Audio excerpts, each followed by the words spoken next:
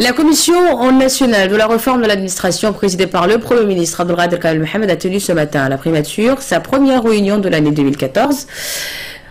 Outre le Premier ministre qui l'a présidé, la commission compte au sein de nombreux membres du gouvernement en charge principalement de secteurs ciblés en priorité par la réforme visant à adopter les structures de l'administration de l'État aux besoins de croissance économique et de création d'emplois dans notre pays. Rappelons que 3 départements ont été ciblés en priorité par cette réforme ambitieuse de l'administration publique. Il s'agit notamment du ministère du Travail chargé de la réforme de l'administration, du ministère du Budget et du ministère de l'Économie et des Finances chargé de l'industrie.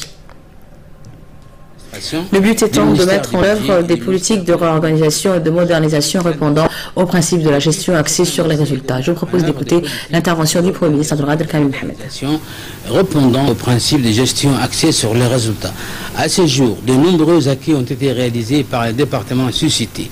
à commencer par le ministère du Travail chargé de cette réforme qui, de par ses attributions, a pour mission de mettre en œuvre la politique du gouvernement dans le domaine de l'emploi, de l'insertion professionnelle ou encore de la gestion des agents de l'État et de leur protection sociale. D'autre part, la modernisation de la direction des impôts et la réorganisation de la direction des douanes, ainsi que l'instauration de la bonne gouvernance et du contrat de performance. Au niveau des entreprises publiques de l'État, engagées par le département des finances et du budget, vise à réduire, voire stopper la perte des ressources financières nationales. Aussi, l'instauration de l'initiative déclaration des services aux citoyens au sein de l'ensemble de ces ministères viennent compléter la mise en œuvre des plans d'action de tous ces chantiers initiés en 2012 en 2013 avec la collaboration de l'ENAP du Québec. Toutefois, la réussite effective de cette réforme nécessite néanmoins de notre part à tous davantage d'initiatives supplémentaires à entreprendre. Parmi les chantiers restants à mettre en œuvre, il faut noter la mise en application réelle du statut général des fonctionnaires et tout particulièrement des articles relatifs à l'assiduité du travail, à la rentabilité, à la productivité des agents de l'État, ainsi que la notation, les avancements et la discipline. À noter aussi que l'élaboration et la mise en œuvre d'une stratégie nationale avec un plan d'action opérationnel pour développer l'entrepreneuriat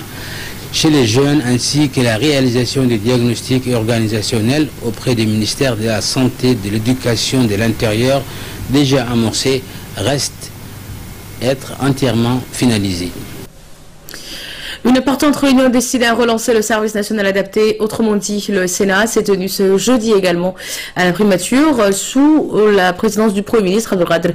Kamel Mohamed, créé à l'initiative du chef de l'État avec une première promotion incorporée en janvier 2004. Le Sénat a 10 ans d'âge et a accueilli à ce jour plus de 4000 volontaires en une quinzaine de contingents formés. Outre le Premier ministre, plusieurs membres du gouvernement ont pris part à cette réunion, dans les ministres du Travail, celui de l'Éducation, les ministres du Budget ou encore ceux du Travail, de l'Énergie, de l'Intérieur, de l'Enseignement supérieur, de la Santé, de l'Agriculture, de la Promotion de la Femme, ainsi que la secrétaire d'État à la Solidarité nationale.